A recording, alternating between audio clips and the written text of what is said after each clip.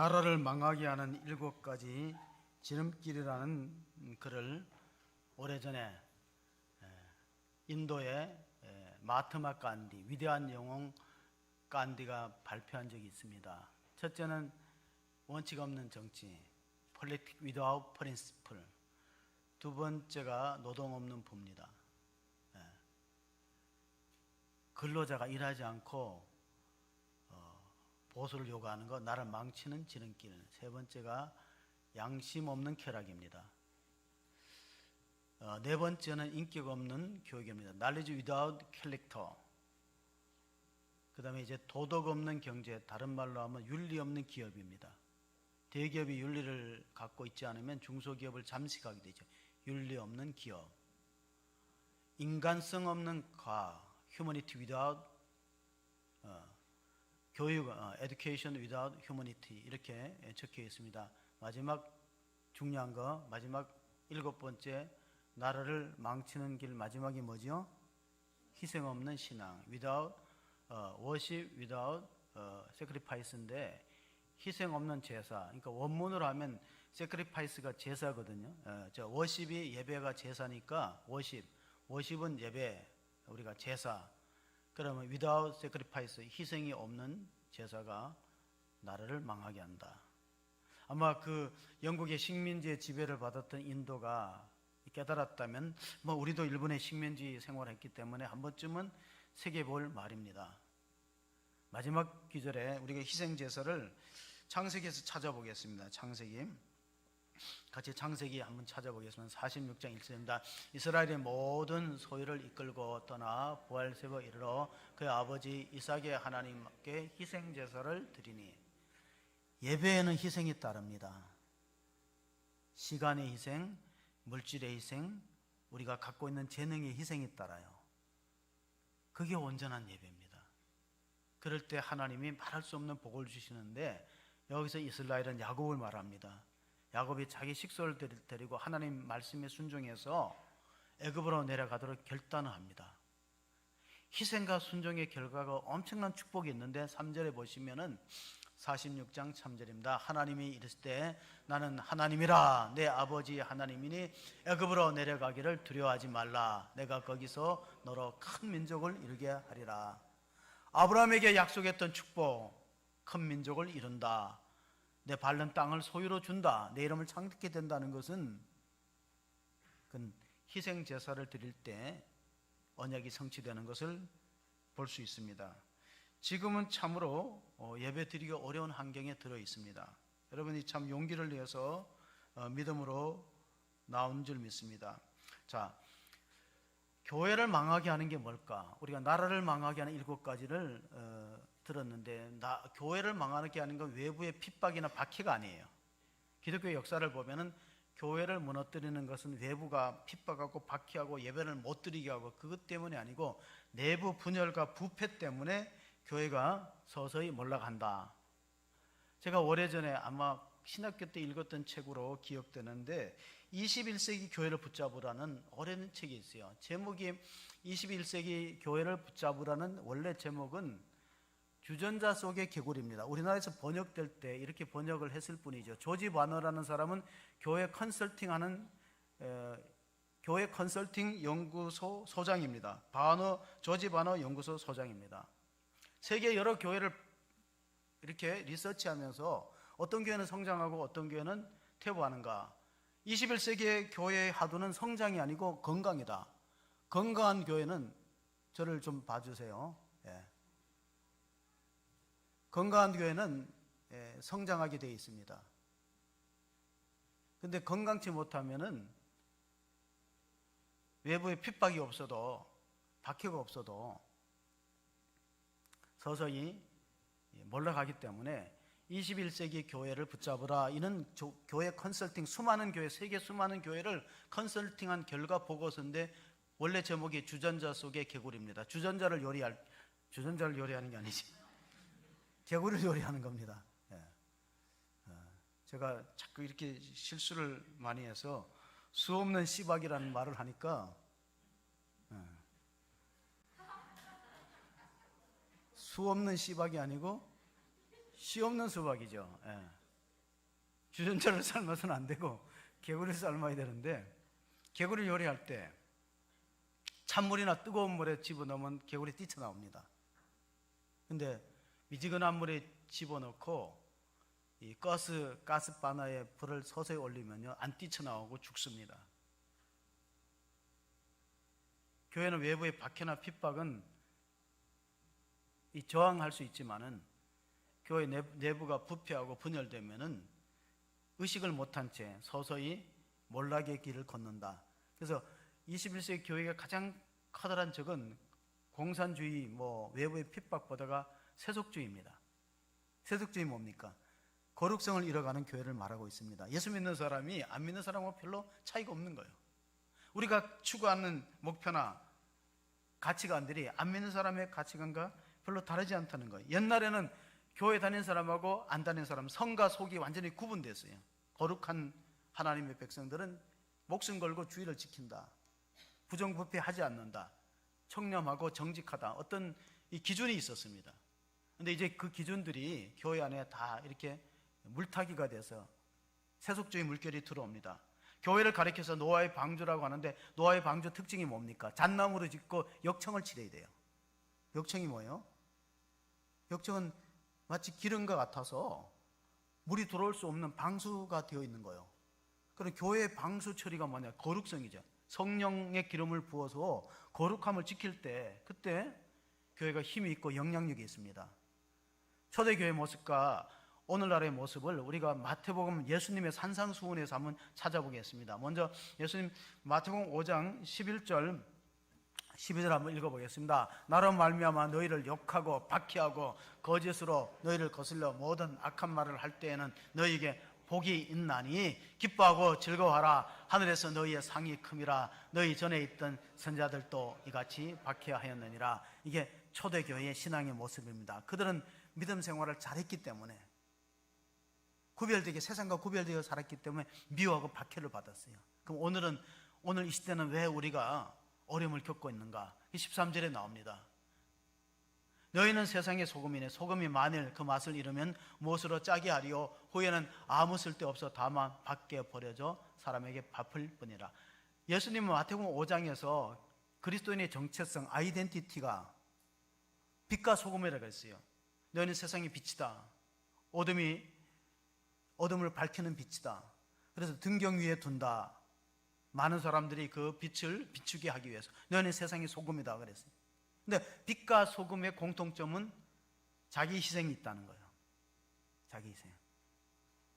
촛불이 자기 몸을 태우지 않으면 빛을 낼 수 없고, 소금이 녹아지지 않으면 맛을 낼 수 없는데, 우리가 그 역할을 못하면 자꾸 밖에 버려졌어.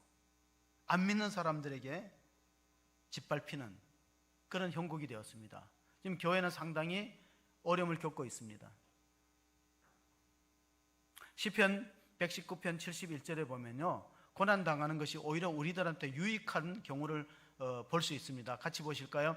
고난당하는 것이 내게 유익이라. 이런 말미암아 내가 주의 율례들을 배우게 되었느니라. 중국의 성녀는 이렇게 말했어요. 고난은 누구나 다 당한다. 인생에 고난이 없는 사람이 어디 있겠느냐. 그러나 소인은 고난당할 때 현재일을 생각하고, 군자는 고난당할 때 장래일을 생각한다. 성경에 보면 고난이 닥칠 때 사람은 세 종류로 반응합니다. 첫째, 자포자기형이 있습니다. 엘리야가 고난당했습니다. 아합의 왕비 이세벨이 자기를 죽인다고 하니까 로뎀나무 그늘에서 엘리야가 구했습니다. 하나님, 내 목숨을 걷어가 주세요. 자포자기형이 있습니다. 두 번째, 요나는 자기 삶에 고난이 미칠 것을 알고 잠수타기 형이 있습니다. 그냥 아무것도 생각 안 짓고 배 밑창에 가서 자버리는 사람이 있어요. 가장 이상적인 고난에 대처하는 방법은 자기 성찰행입니다. 이 고난 때문에 내 믿음을 돌아보는 것입니다.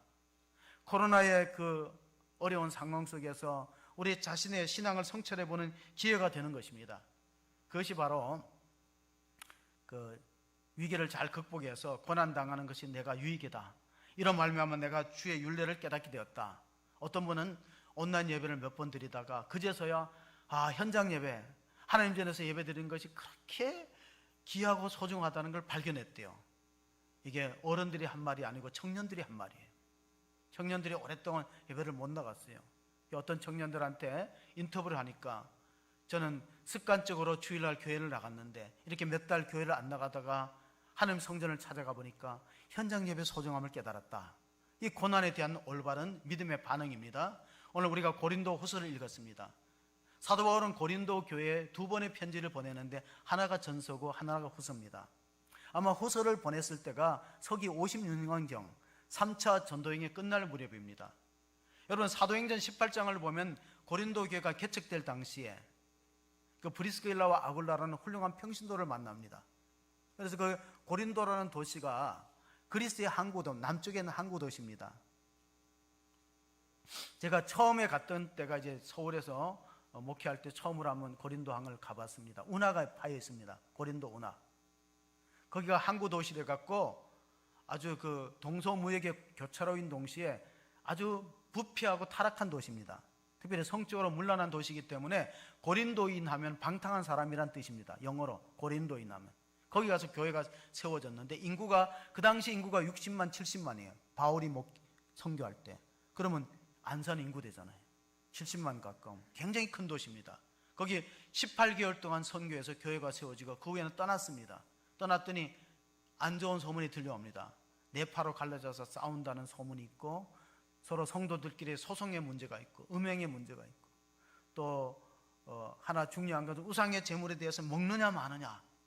그래서 바울이 편지를 보냈어요. 고린도전서에 각자 믿음대로 하라. 믿음 있는 사람 먹고 안 먹는 사람은 믿는 사람 헐뜯지 말고 각자 믿음대로 하고 하나님 받을 만한 믿음이 있으면 할 수 있다. 그렇게 편지를 보내고 나서 또 두 번째는 왜 편지를 보냈을까? 이 빌립보 지역에서 다시 두 번째 편지를 보내는 것은 그 당시에 고린도 교회에 바울의 사도권에 대해서 의문을 표하는 사람들이 많아요. 자, 사도의 특징이 뭐냐? 여러분, 예수님의 제자로서 3년 동안 예수님을 따라다닌 사람들이 1세대의 사도들이었고 교회 지도자였습니다. 그런데 바울은 그런 사람이 아니에요.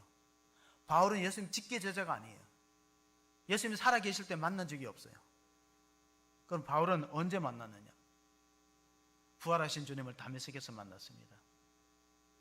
우리가 찬양팀이 우리가 부활의 찬송해 주셨잖아요. 살아계신 주 나의 참된 소망. 소망은 언제 있는가? 우리가 성령의 위로를 받을 때 소망이 있고 하나님 말씀의 위로, 로마서 15장 4절에 우리가 새벽기도에 오늘 읽었는데 성경의 위로가 있다. 성령의 위로가 있고 성경의 위로가 있는데 고린도 후서에는 성령의 위로를 많이 말씀해 주고 있습니다. 우리가 1장을 읽었는데 위로라는 말이 10번 이상 나옵니다. 위로라는 말이. 자, 교회는 성령의 위로가 있을 때 성장의 기쁨이 있습니다. 9장 우리가 사도행전 9장 31절을 한번 같이 읽어보겠습니다. 그리하여 온 유대와 갈릴리와 사마리아 교회가 평안하여 든든히 서가고 주를 경외함과 성령의 위로로 진행하여 수가 더 많아지니라. 아멘. 초대교회 여러 개척된 교회들이 성령의 위로가 있을 때 평안할 때 수가 더는 역사를 우리가 볼 수 있습니다. 오늘 본문이 시작되는 5절을 한번 같이 읽어보시겠습니다. 5절 읽습니다. 그리스도의 고난이 우리에게 넘치는 것 같이 우리가 받는 위로도 그리스도로 말미암아 넘치는도다. 그렇습니다. 우리가 고난받는 것이 세상에 어떤 범죄 행위나 잘못된 걸로 고난받는 것이 아니라 우리가 잘 믿으려고 모이고 또 복음을 전하는 것 때문에 고난받기 때문에 그런 고난에는 주님의 위로가 풍성하다. 그런데 바울이 어느 정도로 고생을 했냐면은 자기가 이제 이 고린도후서를 통해서 자기 경험담을 많이 적어 놨습니다. 이 고린도후서는 고린도전서와 달리 자전적인 이야기가 많이 들어있어요. 체험적인 이야기가 들어있습니다. 그 8절 9절에 보면은 이런 말씀이 있습니다. 같이 보십니다. 형제들아, 우리가 아시아에서 당한 환난을 너희가 모르기를 원하지 아니하노니 힘에 겹도록 심한 고난을 당하여 살 소망까지 끊어지고 우리는 우리 자신이 사형 선고를 받은 줄 알았으니 이는 우리로 자기를 의지하지 말고 오직 죽은 자를 다시 살리시는 하나님만 의지하게 하심이라. 아멘. 고난이 나에게 유익이 되었다고 바울이 고백하는 것은 그 이전에는 내가 다른 걸 의지하고 매달렸는데 정말 사형 선고를 받고 죽는 길밖에 보이지 않을 때는 하나님만 전적으로 의지하고 그 하나님은 부활의 주님, 부활시키는 능력을 가진 것, 죽은 자를 살릴 수 있는 부활의 주님만을 의지하였다고 고백하고 있습니다. 그런 믿음이 우리 저와 여러분에게 있기를 주의 이름으로 축복합니다. 철저하게 하나님께 매달리겠다는 겁니다. 이제 나를 사망의 세력에서 건지실 분은 주님밖에 없다. 6절 7절에도 비슷한 말씀을 해주었습니다. 우리가 환난당하는 것도 너희가 위로와 구원을 받게 하려는 것이요 우리가 위로를 받는 것도 너희가 위로를 받게 하려는 것이니 이는 이 위로가 너희 속에 역사하여 우리가 받는 것 같은 고난을 너희도 견디게 하느니라. 너희를 위한 우리의 소망이 견고함은 너희가 고난에 참여하는 자 된 것 같이 위로에도 그러할 줄 알미라. 여러분, 헨리 나우엔이라는 영성가가 예수님을 가리켜서 상처 입은 치유자라는 별명을 붙여줬습니다. 예수님 십자가에 고난당하는 상처가 있습니다. 제자들의 손에 의해서 팔려지는 배반의 상처가 있습니다. 심지어는 죽음의 상처가 있습니다. 그거를 경험했기 때문에 동일한 상처 속에 신음하는 오늘의 우리를 도울 수 있다는 것입니다. 그것이 히브리서 2장 18절의 말씀인데 보시면은 그가 시험을 받아 고난을 당하였은즉 시험 받는 자들을 능히 도우실 수 있느니라. 아멘. 예수님은 시험 받으실 필요가 없습니다. 예수님은 사망을 맛보아야 될 이유가 없어요. 사망은 죄의 결과이기 때문에 죄 없으신 예수님이 사망을 맛보는 것은 우리를 위함이에요. 사망의 두려움과 고통에 있는 떨고 있는 우리를 도와주기 위해서, 그리고 사망의 세력을 잡은 자 마귀를 멸하고 우리에게 생명 영생을 주기 위해서 주님은 친히 그것을 맛보았습니다. 오래전에 한 7년 전에 그 초등학교 4학년, 우리로 하면 초등학교 4학년이고 한 11살쯤 되는 아이가, 남자아이가 뇌종양을 앓게 되어서 7주 동안 방사선 치료를 받으니까 머리카락이 다 빠진 적이 있어요. 이제 방학이 끝나고 학교에 개학이 되는데 그 11살 먹은 아이가 학교 가는 게 참 두렵습니다. 캘리포니아에 있는 초등학교였습니다. 트레버스가 학교에 가기를 두려워한 걸 친구들이 눈치를 챘어요.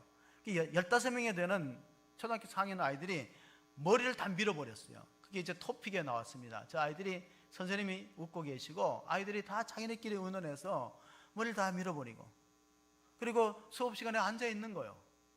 그 트레버스가 교실 문을 열면서 얼마나 깜짝 놀랐겠어요. 그게 성육신의 모습입니다. 예수님은 하나님인데 우리처럼 인간이 되실 필요가 없어요. 예수님은 의로우신 분인데 우리처럼 죄인이 경험하는 죽음을 경험해 볼 필요가 없어요.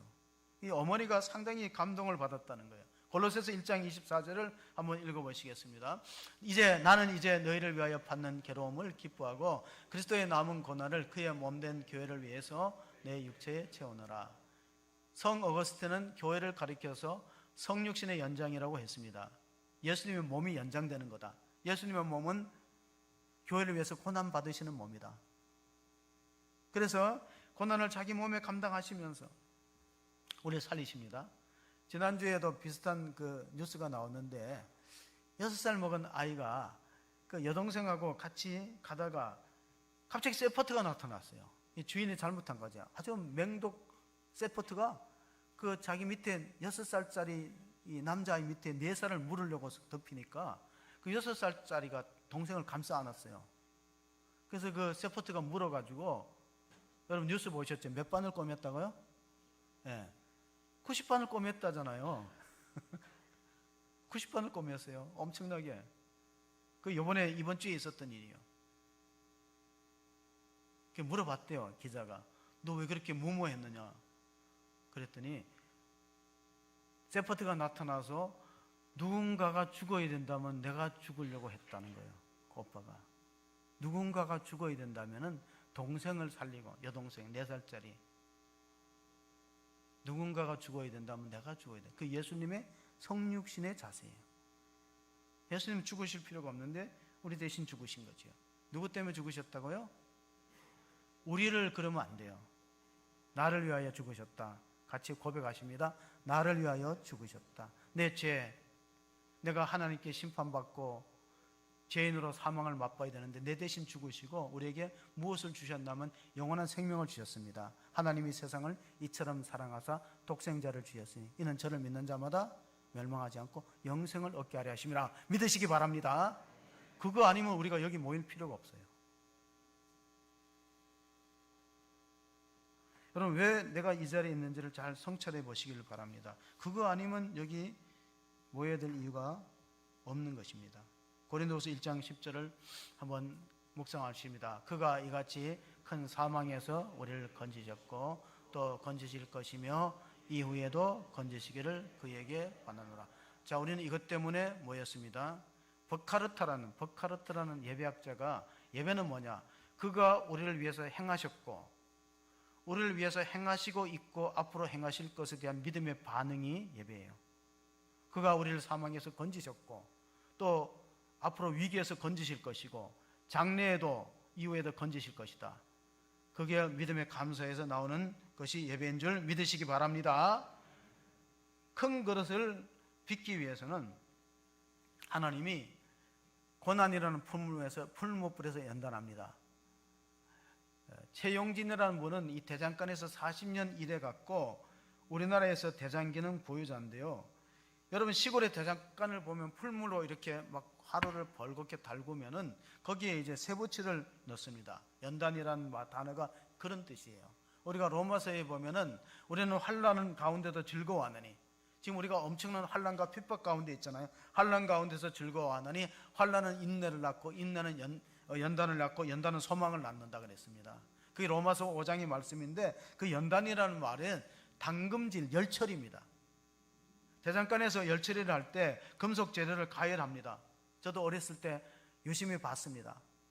뜨겁게 빨갛게 다른 그 쇠붙이를 그 다음에 또 기름이나 물에다 집어넣어요. 그럼 뭐 어떻게 되죠? 강철이 되죠. 흔히 일본 말로 약기가 들어가는 거예요.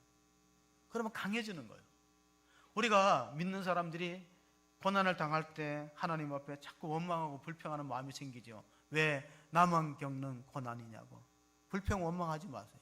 고난의 뒤편에서 하나님이 주실 장래의 축복을 기대하시기를 바랍니다. 고난 뒤에 영광이 있는 거예요. 어떻게 보면 고난은 축복의 예고편 같고 전주곡 같은 거예요.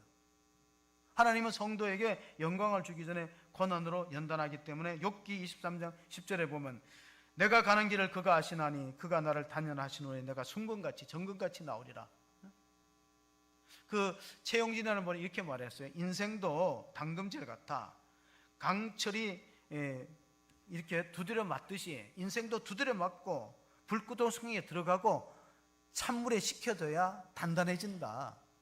성도도 마찬가지야. 좀 매를 맞고 두드려 맞고 벌겋게 단 고난의 용광로에 들어가고 찬물에 갑자기 식혀야, 그래야 강한 믿음을 갖는다는 겁니다. 나를 쓰러뜨리지 못하는 고난은 나를 강하게 만들어 버립니다. 오늘 마지막으로 11절을 한번 읽어보시겠습니다. 11절 읽습니다.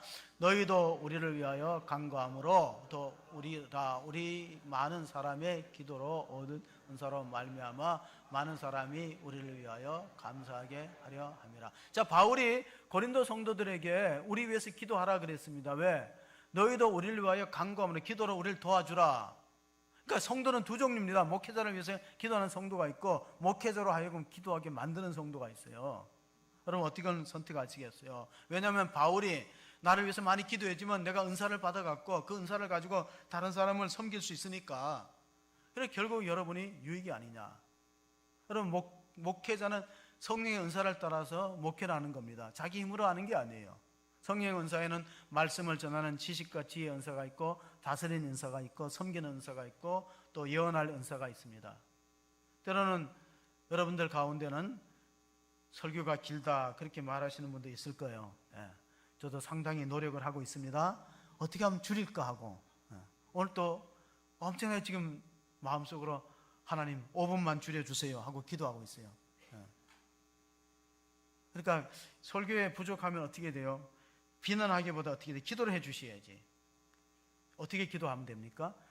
우리 목사님 짧게 하면서 은혜롭게 해달라고 기도하실 수 있기를 바랍니다.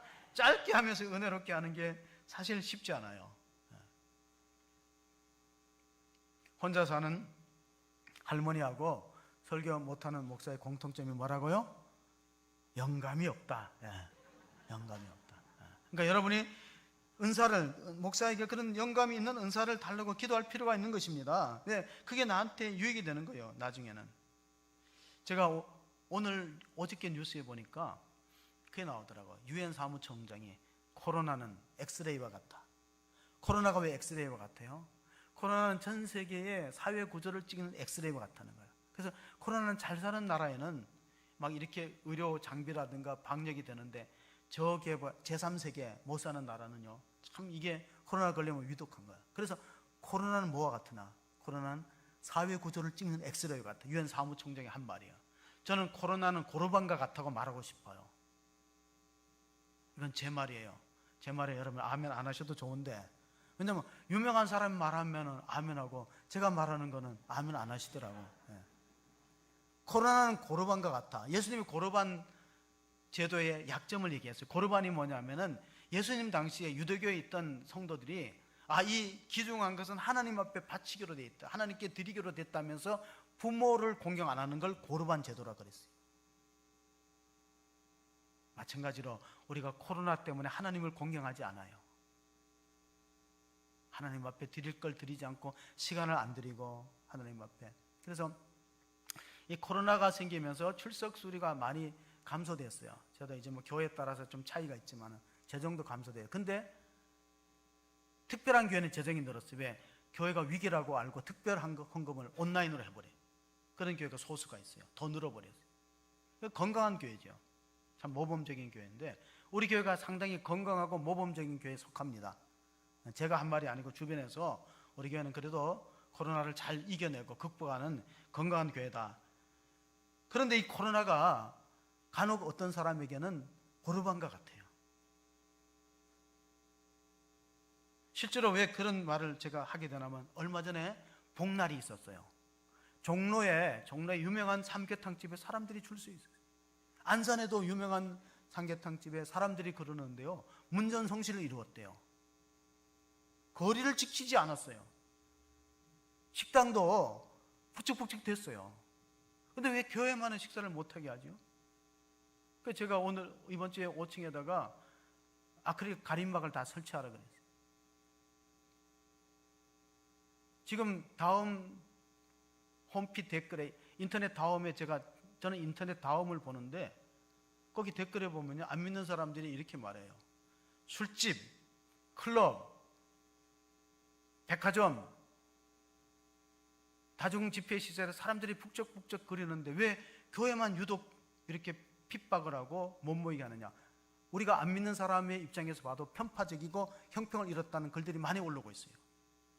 제가 이달 가기 전에 아마 완화 조치가 나오지 않을까, 저는 그렇게 기도하고 있어요. 그러니까 여러분 술에 너무 염려하지 마시고 오늘 바울이 고생했던 거 한번 같이 읽어보겠습니다. 바울이 고린도후서 11장 23절 25절 고생담을 읽어보겠습니다. 그들이 그리스도의 일꾼이냐 정신없는 말을 하거니와 나는 더 그러하도다. 내가 수고를 넘치도록 하고 옥에 갇히기도 더 많이 하고 매도 수없이 맞고 여러 번 죽을 뻔하였으니 유대인들에게 40에 하나 감한 매를 5번 맞았으며 3번 태장으로 맞고 1번 돌로 맞고 3번 파선하고 일주야를 깊은 바다에 지냈으며. 여러분, 이런 사람이 살아있다는 게 기적 아닙니까? 40에 하나 감한 매를 5번 맞으면은 사람이 불구자가 되겠죠. 태장으로 맞는 게 뭐예요? 옛날에 곤장 친다는 게 태장입니다. 태형과 장형을 붙여놓은 게 태장이에요. 그럼 이게 참 속된 말로 병신이 되거나 죽어야 되는데 살아있거든요. 왜 살아있을까요? 사명이 있는 사람은 사명을 다하니까 죽지 않아요. 너무 겁낼 필요가 없다는 거예요. 사명이 있는 사람은 사명을 다할 때까지 죽지 않는다. 오히려 사명을 망각해버리면 하나님 부를 수도 있어요. 여러분, 교회 각자 직분이 있잖아요. 사명이 주어졌는데 그걸 회피해 보세요. 내가 살기 위해서 두려워서 회피하면은 하나님이 더 일찍 부를 수도 있어요. 바울에게 있어서는 이 육체적인 박해와 매를 맞고 감옥에 들어가고 춥고 배고프고 이런 육체적인 고통보다 더 심한 고통이 있는데 그게 바로 성도와 교회를 위한 염려로 고통하는 것입니다. 28절 29절에 말씀을 한번 보시겠습니다. 이 일 외에 일은 고사하고 아직도 날마다 내 속에서 눌리는 일들이 있으니 곧 모든 교회를 위하여 염려하는 것이라. 누가 약하면 내가 약하지 아니하며 누가 실족하면 내가 애타지 아니하더냐. 바울은 자기가 교회를 개최해놓고 성도들이 신앙적으로 잘 성장해서 천국 가기를 바라는 소망이 있습니다. 그런데 시험 들어서 교회를 안 나온다. 교회를 옮기는 것까지는 이해가 되죠. 왜? 다른 데 가서도 믿고 천국 가면 되니까. 근데 교회를 안 나오니까 문제죠. 여러분 주변을 살펴보세요. 우리 교회를 안 나오는 것까지 괜찮은데 아예 아무 교회도 안 간다면 그럼 어떻게 될까요? 그 바울의 마음이 얼마나 안타깝고 속이 타겠어요. 사탄의 전략에 넘어가는 것입니다. 사탄은 코로나를 이유로 해서 많은 사람들의 믿음이 약화되는 것을 합리화시켜요. 고르반처럼. 그런데 그건 진정한 하나님 사랑이 아닙니다. 사랑하는 사람은요, 부모가 떨어뜨려 놔도 만납니다. 자기 사랑이 없다는 것을 깨달으라는 거예요. 사랑하는 사람 부모가 방해하고 만나도요, 어떤 방법으로 만납니다. 예배는 하나님과의 만남이에요. 어디서 만나든 그건 중요하지 않지만은 만남이에요. 직장 상사한테 거짓말해가면서 만납니다. 그러나 우리가 수련회를 갈 때 직장 상사한테 거짓말하면 하나님이 뭐라고 하면 제가 시켰다 그러세요. 제가 책임질 테니까. 만나기 위해서는 때로는 그런 결단이 필요합니다. 바울은 자기가 체험했던 그 간증을 하는데요, 3층전에 올라갔대요. 3층전에. 그러니까 천국을 보고 왔다는 겁니다. 그런데 그거를 말하지 않았어요. 14년 동안. 너무 교만하다 할까봐. 그래서 이 고린도후서 12장 9절에 보면은 이런 말씀을 기록했습니다. 나에게 이르시되 내 은혜가 내게 족하도다. 이는 내 능력이 약한 데서 온전하여 짐이라 하신지라. 자, 이 바울이 내 은혜가 내게 족하다는 것은 육체의 가시가 있었는데 그거를 뽑아달라고 3번 기도했더니 하나님께서 너 그것마저 내 몸에서 제거해 버리면은 너 영적으로 교만해서 넘어질 수 있어. 그 말씀을 주셨습니다. 오히려 우리가 약할 때 강해진다 하는 말씀은 그 미국의 목회자 가운데 MRD안이라는 목사님이 계셨어요. 그분의 약점이 있어요. 다혈질이고 성질이 급해요. 그래서 의사였다가 신학을 가서 목사가 된 분이 MRD안이라는 유명한 성경학자인데요. 교회 가면 오래 못 있어요. 당뇨를 하면 꼭 싸움이 일어나요. 다혈질 성격을 못 참고 버럭, 우리 정치가 가운데도 그런 분이 있다고 들었는데 버럭 해갖고 문제가 생겼어요. 쫓겨났어요. 다음 목회자에 갔어요. 참아야지 하는데 또 자제가 안 됩니다. 재직회를 해도 그렇고. 그래서 교회를 못 있어요, 오래. 그래서 그분이 선택한 게 뭐냐면은 라디오 방송에서 성경을 가르치는 거예요. 얼마나 그 성경이 미국 전역에 전파됐냐면요, MRT 안에 성경 강의를 많은 사람이 들었어요. 유명해졌어요. 그런 사람들은 이 코로나가 참 좋아요. 언택트 사회에 사람 안 만나고 목회할 수 있으니까. 그것은 앞으로 필요한 거예요. 약점이 강점이 됐어요. 그래서 나이가 60세 돼서 고백을 했어요. 이제는 옛날보다 성격이 많이 부드러워졌다고. 여러분 60세 넘으신 분은 혈기를 좀 죽일 수 있기를 바랍니다. 아멘 안 하시네. 제가 그 맥주 감사주일에 이성희 목사님 그 식사자리에서 한 얘기를 들었어요. 부친에 대해서 우리나라에서 가장 유명한 성경 주석가입니다. 그 이상근 박사님이 16살 때 은혜 받아갖고 40일 기도를 했대요. 작전 기도를. 달성공원에서 공원에 가서 기도하고 느티나무 밑에서 기도하고 이랬는데 갑자기 발의 통증으로 일어설 수가 없다는 거예요. 그래서 어머니가 조약을 만들었는데 옛날에는 이제 병원이 귀하던 시대에 조약을 막 인공으로 제조해갖고 그걸 붙였는데 그게 독성이 들어갖고 더 고통이 심해졌어요. 학교를 못 갑니다. 16살 때부터 학교를 못 갔다는 거예요. 그래서 검정고시로 고등학교 과정을 이수하고 뭐 미국 유학을 갔다가 오긴 했는데 나중에 그 발 고통으로 일생 동안 목회하면서 힘들었는데 은퇴하고 나서 엑스레이를 찍고 그 외과 의사가 수술하자 그래서 수술을 해보니까 발 뒤꿈치에요 1.5cm 머리카락 많은 철사가 들어있었어요. 60년 동안 간직한 첫사였어요. 그런데 그 아버지가 그런 말 하더래요. 내가 16살에 그때는 신발을 잘 안 신어요. 그래 막 맨발로 달성공원에 뛰다가 뒤꿈치에 철사가 들어온 거예요.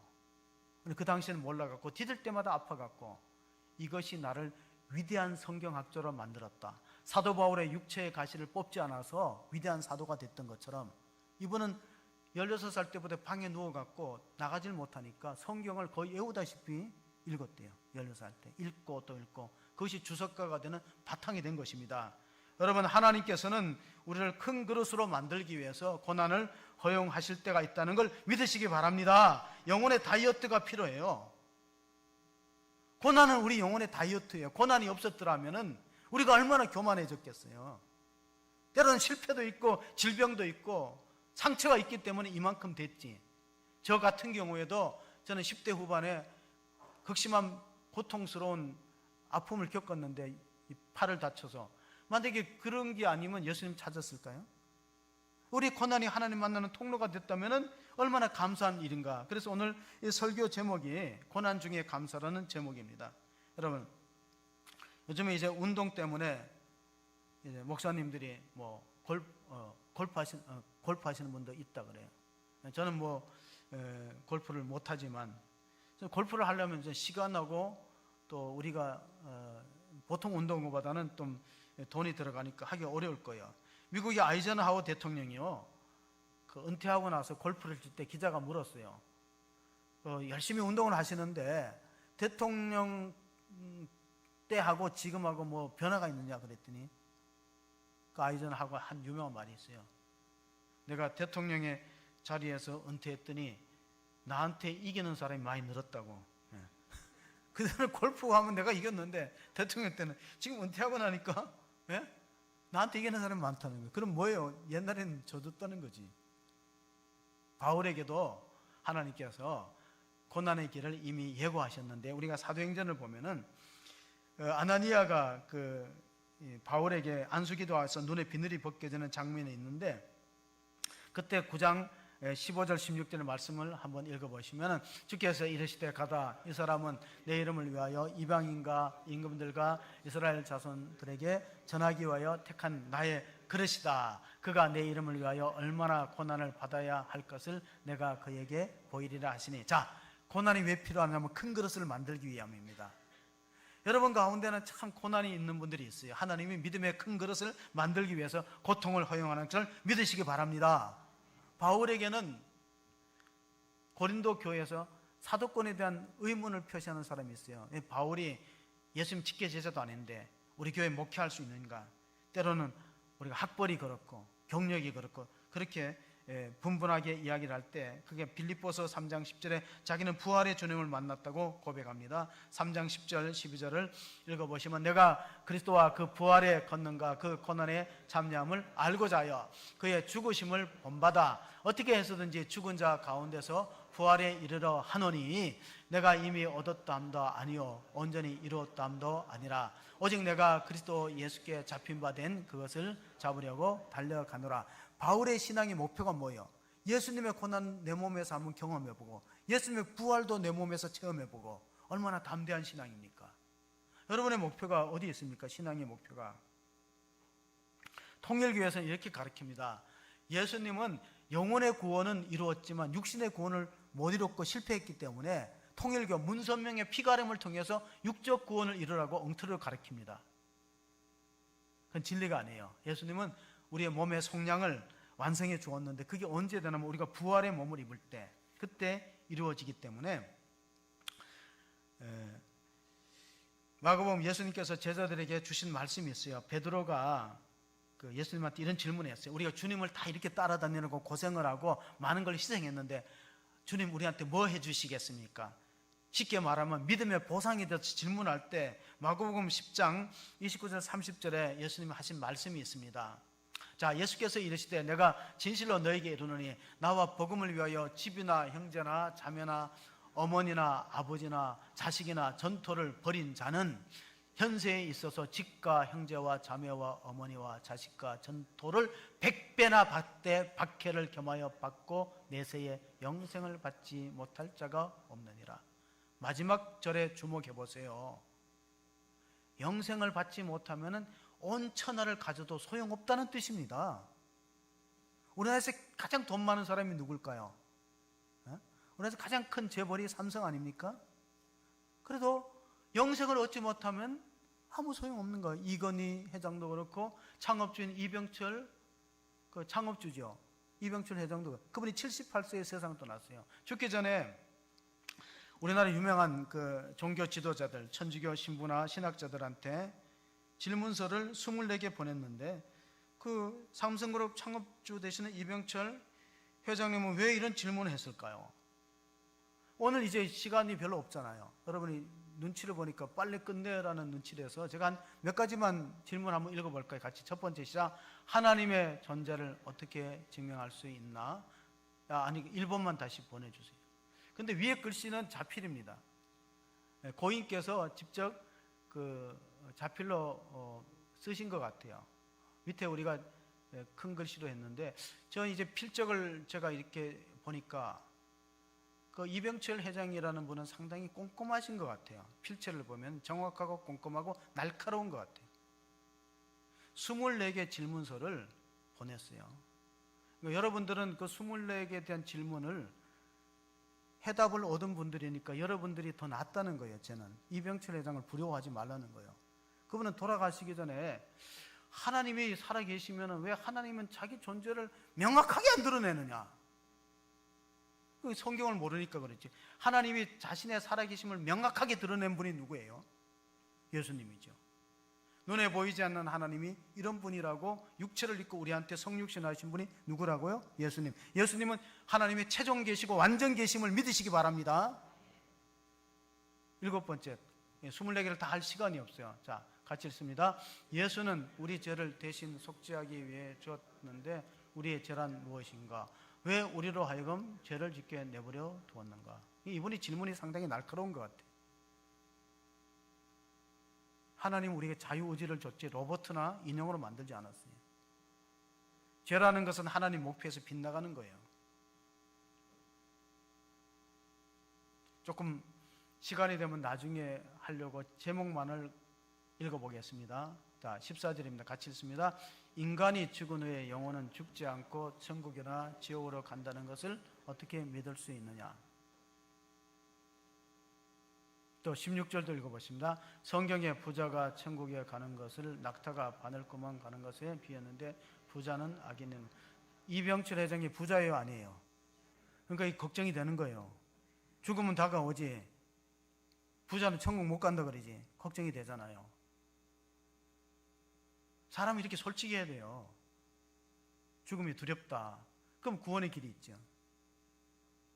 여기까지 왔습니까? 또 19번도 읽어볼까요? 시작. 천주교와 공산주의는 상극이라 하는데 천주교도가 많은 나라에서 왜 공산국이 된? 폴란드, 동구제국, 러시아 이런 나라, 동유럽 왜 공산주의가 됐어요? 천주교가 많은데 교회가 타락했기 때문에 그런 거예요. 지금 한국 교회가 제 역할을 못하면 저런 전철을 밟을 수도 있어요. 이렇게 심각한 얘기를 하고 있어요. 제가 마지막 심각한 게 뭐냐면 24번째, 지구의 종말은 오는가? 어떻게 생각하십니까? 옵니까 안 옵니까? 와요. 예. 성경은 알파 오메가 있어요. 시작과 끝이 있어요. 사람은 태어나고 죽는 시간이 있듯이 역사도 시작되고 끝날 때가 있는 거예요. 종말이 뭐냐? 두 가지가 있어요. 개인적 종말과 우주적 종말. 우주적 종말에는 너무 관심 갖지 말아요. 그건 하나님이 하시는 일이에요. 개인적 종말에 관심 가지세요. 개인적 종말이 뭐예요? 히브리서 9장 27절을 끝으로 읽어봅니다. 시작. 한 번 죽는 것은 사람에게 정해진 것이요 그 후에는 심판이 있으리니. 그러니까 죽을 때 생각하면 안 돼요. 이 본문은 지금부터 생각하셔야 돼요. 하나님, 오늘 내 인생의 마지막이 될 수 있습니다. 그럼 내가 하나님 앞에 어떤 평가를 받을 것이냐? 지금부터 생각하셔야 돼요. 사람들은 커피를 즐겨 마시는데 커피가 원래 뭐 여러 가지 학설이 있는데 이디오피아, 성경에는 구스라는 나라가 있는데 그게 이디오피아인데, 이디오피아의 한 양치는 목동이 소년이 아주 피곤해 있을 때, 양들도 지쳐 있을 때 갑자기 그 양들이 뭔가 열매를 따먹더니만 생기가 돌고 밤에 잠도 않고 벌쩍벌쩍 뛰거든요. 그 자기가 먹어보니까 그게 뭐라고? 커피 열매. 그러면은 에티오피아에서 커피 열매를 발견하기 전까지 커피가 있었을까요? 없었을까요? 있었어요. 진리는 오래전부터 있었어요. 발견을 못할 뿐이지. 왜 발견을 못해요? 고난을 안 당하니까. 사람은 고생을 안 하면은 이런 문제에 대해서 진지하게 생각하지 않아요. 고통을 당해봐야 돼요. 이병철 회장이 왜 생전에는 그런 생각을 안 했을까요? 돈 벌기 바빠서. 그런 생각 할 필요가 없어요. 돈도 많고 사업도 잘 되는데 무슨 그런 생각이에요? 근데 의사로부터 사형 선고를 받았어요. 오늘 우리가 8절에 바울이 내가 사형 선고 받았다고 했지 않았어요? 아시아에서 심한 환난을 당해서 살 소망이 끊어지고 사형 선고를 받았으니 하나님만 의지해야 된다. 죽은 자를 다시 살리시는 하나님만 의지해야 된다는 바울의 고백이, 이병철 회장도 의사가 당신 못 살아. 내가 병원 하나 지어주면은 목숨을 6개월 동안 연장해 줄 수 있냐고 의사한테 말했대요. 의사가 내가 무슨 재주로 그렇게 할 수 있냐고 대답을 했대요. 병원 아니라 아무 걸 지어줘도 못하는 거예요. 그때 가서 생각하면 안 되는 거예요. 지금 생각해야 돼. 죽은 뒤에 뭐가 있다고? 영원히 지옥으로 갈 거냐 천국으로 갈 거냐. 여러분이 이병철 회장보다 나아요. 왜냐하면 그 문제를 풀려고 미리 나왔는데 이병철 회장은 죽을 때 가서야 이 질문서를 보냈어요. 근데 질문서의 해답, 그걸 이제 진지하게 신학자들이 고민해갖고 그 20가지 질문에 대해서 해설서를 다 써서 보냈을 때는 이미 고인이 되었다는 말이 있어요. 고난 가운데서도 기도의 조를 놓치지 마시고, 여러분의 인생이 마감될 때, 저와 여러분의 인생이 마감될 때 이렇게 고백할 수 있기를 바랍니다. 하나님, 내 인생은 고난이 많았습니다.